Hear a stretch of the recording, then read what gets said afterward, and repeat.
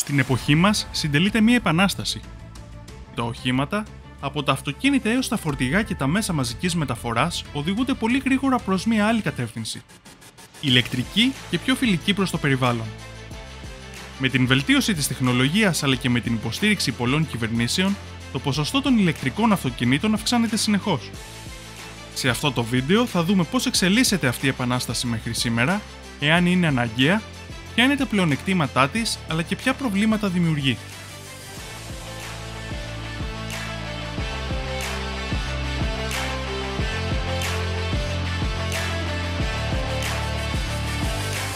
Μπορεί όταν ακούμε τη λέξη ηλεκτρικό αυτοκίνητο να μας έρχεται στο μυαλό κάποια καινοτόμα τεχνολογία, όμως στα τέλη του 19ου και αρχές του 20ου αιώνα, ο ηλεκτρισμός ήταν μία από τις συχνότερες μεθόδους πρόθεσης των αυτοκινήτων.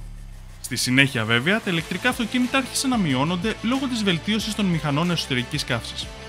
Σήμερα, τα ηλεκτρικά αυτοκίνητα επιστρέφουν και αυτό συμβαίνει για δύο λόγους. Ο πρώτος λόγος είναι ότι η τεχνολογία τους έχει εξελιχθεί αρκετά ώστε να είναι και πάλι ανταγωνιστικά. Ο δεύτερος λόγος είναι η ανάγκη. Η ανάγκη μας για καθαρότερο τρόπο μετακίνησης εξαιτίας της υπερθέρμανσης του πλανήτη, για την οποία μπορείτε να μάθετε περισσότερα στο βίντεο πάνω δεξιά στην οθόνη σας. Όπως ξέρετε, το πρόβλημα δημιουργείται από την παραγωγή αερίων του θερμοκηπίου και όντως τα ηλεκτρικά αυτοκίνητα δεν παράγουν καθόλου ρήπους κατά τη χρήση τους.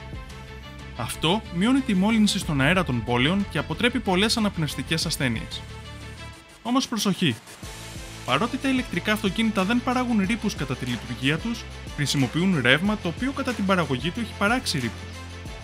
Επίσης, τα ηλεκτρικά αυτοκίνητα παράγουν κατά την κατασκευή τους περισσότερο διοξείδιο του άνθρακα σε σχέση με την κατασκευή των βενζινοκίνητων αυτοκινήτων. Άρα, τελικά τι συμβαίνει? Ισχύουν οι θεωρίες που λέγονται κατά καιρούς και υποστηρίζουν ότι τα ηλεκτρικά αυτοκίνητα είναι πιο βλαβερά? Φυσικά και όχι. Τα ηλεκτρικά αυτοκίνητα μπορεί να ξεκινούν τη ζωή τους έχοντας μεγαλύτερη επιβάρυνση για το περιβάλλον, όμως συνολικά κατά τη διάρκεια της ζωής τους θα παράξουν λιγότερους ρήπους σε σχέση με τα βενζινοκίνητα αυτοκίνητα. Και όχι μόνο αυτό, αλλά καθώς το ρεύμα θα παράγεται με όλο και καθαρότερο τρόπο τα επόμενα χρόνια, χάρη στις ανανεώσιμες πηγές ενέργειας, τα ηλεκτρικά αυτοκίνητα με τη σειρά τους θα γίνουν και αυτά ακόμα πιο φιλικά προς το περιβάλλον.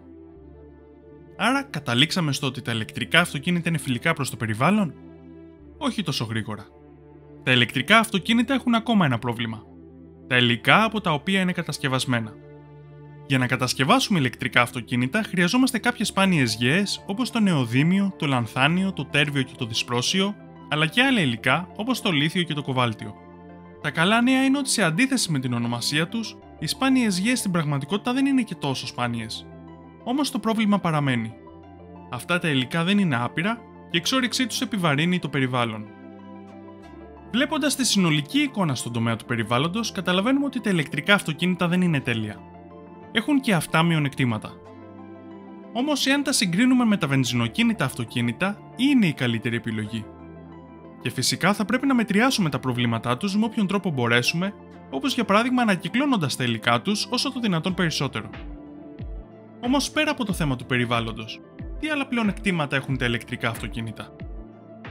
Ένα πλεονέκτημα είναι ότι έχουν καλύτερη οδηγική συμπεριφορά χάρη στο χαμηλό κέντρο βάρους τους. Αυτό συμβαίνει επειδή οι μπαταρίες τους, οι οποίες είναι πολύ βαριές, είναι τοποθετημένες πολύ χαμηλά στο δάπεδο του αυτοκινήτου.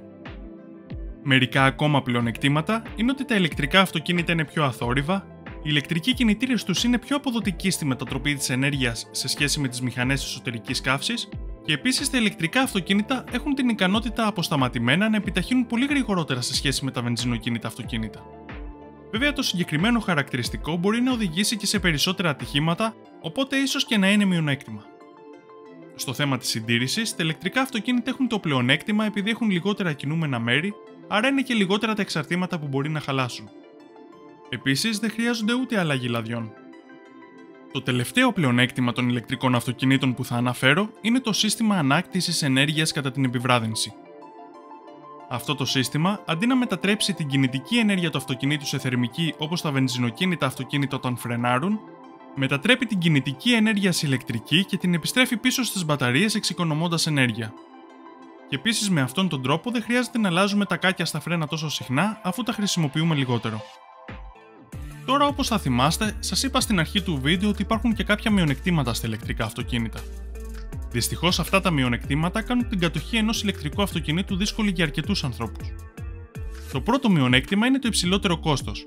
Αυτό από μόνο του αποτρέπει πολλούς αγοραστές. Ευτυχώς, σε πολλές χώρες υπάρχουν κρατικές επιδοτήσεις ώστε να βοηθήσουν τη μετάβαση στα ηλεκτρικά αυτοκίνητα. Το δεύτερο μεγάλο μειονέκτημα είναι το άγχος της αυτονομίας. Τα ηλεκτρικά αυτοκίνητα έχουν μικρότερη αυτονομία από τα βενζινοκίνητα και αυτό γίνεται ακόμα χειρότερο αν σκεφτούμε ότι δεν θα βρούμε εύκολα υποδομές για τη φόρτιση των μπαταριών, ούτε στα σπίτια, ούτε σε πολλά μέρη που θα θέλαμε να ταξιδέψουμε. Αλλά ακόμα και αν δεν αντιμετωπίζουμε πρόβλημα με την αυτονομία, ίσως ο χρόνος φόρτισης των μπαταριών να μας φαίνεται άβολος. Επίσης, οι μπαταρίες των ηλεκτρικών αυτοκινήτων είναι το σημαντικότερο και ακριβότερο εξάρτημά τους. Όπως γνωρίζουμε και από τη χρήση των κινητών μας τηλεφώνων, οι μπαταρίες των ηλεκτρικών αυτοκινήτων χάνουν κάθε χρόνο περίπου το 2% της χωρητικότητάς τους και έτσι μετά από αρκετά χρόνια η αλλαγή των μπαταριών θα μας κοστίσει αρκετά. Βλέπουμε λοιπόν ότι υπάρχουν ουσιαστικοί λόγοι οι οποίοι μπορούν να οδηγήσουν κάποιους ανθρώπους στην απόρριψη των ηλεκτρικών αυτοκινήτων σήμερα. Όμως στο κανάλι μας μιλάμε για το μέλλον. Και γι' αυτό θα δούμε με ποιον τρόπο τα ηλεκτρικά αυτοκίνητα θα ξεπεράσουν πολλά από τα μειονεκτήματά τους και θα γίνουν πολύ καλύτερα από ό,τι είναι σήμερα. Όπως είπαμε προηγουμένως, οι μπαταρίες των ηλεκτρικών αυτοκινήτων έχουν πολύ μεγάλη σημασία.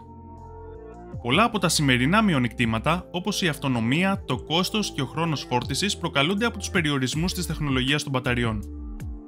Όμως η τεχνολογία των μπαταριών εξελίσσεται πολύ γρήγορα. Ένα μόνο παράδειγμα είναι η προσπάθεια δημιουργίας μπαταριών στερεάς κατάστασης, οι οποίες θα έχουν πολύ υψηλή ενεργειακή πυκνότητα. Η τεχνολογία της μπαταρίας όμως είναι τόσο σημαντική και μάλιστα σε πολλούς ακόμα τομείς πέρα από τα ηλεκτρικά αυτοκίνητα που αξίζει ένα βίντεο από μόνη της, γι' αυτό δεν θα επεκταθώ περισσότερο τώρα. Όσον αφορά τη φόρτιση των ηλεκτρικών αυτοκινήτων, οι σταθμοί φόρτισης θα αυξηθούν. Ο χρόνος της φόρτισης θα μειωθεί πάρα πολύ, ενώ υπάρχει ήδη η τεχνολογία για ασύρματη φόρτιση όσο το αυτοκίνητο είναι παρκαρισμένο. Επίσης, αναπτύσσεται και η τεχνολογία φόρτισης του αυτοκινήτου όσο αυτό βρίσκεται σε κίνηση. Μια ακόμα τεχνολογία που υπάρχει ήδη αλλά στο μέλλον αναμένουμε να βελτιωθεί σημαντικά είναι η ηλιακή φόρτιση των αυτοκινήτων, η οποία θα μπορούσε να εξοικονομήσει πολλή ενέργεια. Υπάρχει και μία πρόταση που θα μπορούσε όχι απλά να αναβαθμίσει τα ηλεκτρικά αυτοκίνητα, αλλά ολόκληρο το ηλεκτρικό δίκτυο. Η τεχνολογία V2G ή αλλιώς Vehicle to Grid.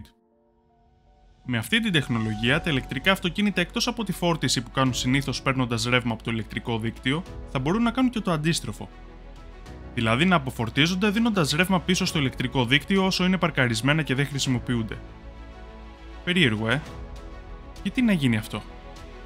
Αυτό θα μπορούσε να γίνει επειδή όταν το ηλεκτρικό δίκτυο θα έχει πολύ μεγάλη ζήτηση, τα αυτοκίνητα θα λειτουργούν ως κινητές αποθήκες ενέργειας φέρνοντας την ισορροπία, κάνοντας το ηλεκτρικό δίκτυο πιο ανθεκτικό αλλά και πιο φτηνό για τους καταναλωτές. Από την άλλη πλευρά, ο ιδιοκτήτης του αυτοκινήτου θα μπορεί να κερδίζει εισόδημα πουλώντας το ρεύμα στο δίκτυο όσο υπάρχει υψηλή ζήτηση και είναι ακριβότερο. Επίσης, με αυτόν τον τρόπο θα μπορεί να γίνει και καλύτερη αξιοποίηση των ανανεώσιμων πηγών ενέργειας. Αυτό είναι ένα εξαιρετικά χρήσιμο σύστημα, αλλά υπάρχει ένα πρόβλημα. Η περισσότερη χρήση της μπαταρίας θα μειώσει τη διάρκεια της ζωής της. Επειδή όμως μιλάμε για το μέλλον, ελπίζουμε ότι τότε οι μπαταρίες θα είναι πιο ανθεκτικές. Και τέλος, τα ηλεκτρικά αυτοκίνητα ανοίγουν καινούριους δρόμους σχεδιασμού, αφού οι σχεδιαστές θα έχουν μεγαλύτερη ελευθερία να δημιουργήσουν καινούρια σχήματα και σχέδια που δεν περιορίζονται από την ύπαρξη της μηχανής εσωτερικής καύσης. Τα ηλεκτρικά αυτοκίνητα ήδη αξίζουν σε πάρα πολλές περιπτώσεις. Σίγουρα υπάρχουν ακόμα κάποιες προκλήσεις, όμως από τώρα και στο εξής, όσο η τεχνολογία τους βελτιώνεται, θα γίνονται όλο και καλύτερα. Φαίνεται ότι τα ηλεκτρικά αυτοκίνητα είναι το μέλλον και ο ρόλος τους είναι πολύ σημαντικός για ένα καθαρότερο και πιο βιώσιμο πλανήτη. Εσάς, ποια είναι η άποψή σας? Έχετε ή μήπως θέλετε να αγοράσετε ηλεκτρικό αυτοκίνητο? Γράψτε μου στα σχόλια. Εάν σας άρεσε αυτό το βίντεο, κάντε like γιατί πραγματικά βοηθάει πολύ. Να ξέρετε ότι έρχονται πολύ ενδιαφέροντα θέματα, γι' αυτό κάντε εγγραφή και πατήστε το καμπανάκι ώστε να μην τα χάσετε. Επίσης, μπορείτε να με ακολουθήσετε και στα social media. Σας ευχαριστώ για την προσοχή σας, θα τα ξαναπούμε στο επόμενο βίντεο.